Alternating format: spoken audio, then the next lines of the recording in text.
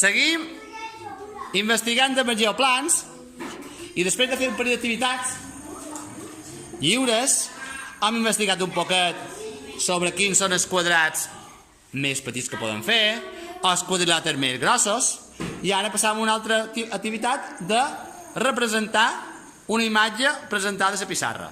N'Arturo mos ha fet el valer i comprovarem si ho ha fet de la mateixa manera.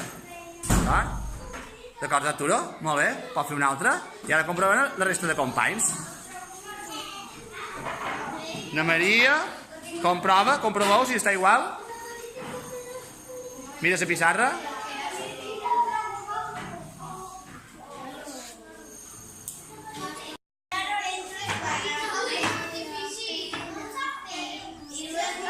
Sí? No cal estar d'acord amb tu, José Antonio. Va passar, que vulguis, sí. David? Sí, endavant, canvia. Johannes, quasi, però no estic d'acord amb tu. Estàs a punt d'aconseguir-ho. Marina, no estic d'acord amb tu, te falta poquet. Aina, l'ha feta més grossa o més petita? Mira, reviseu. Compta les puntes. Compta les puntes i els espais. D'acord?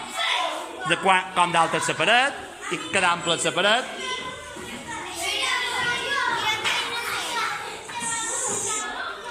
Ara sí.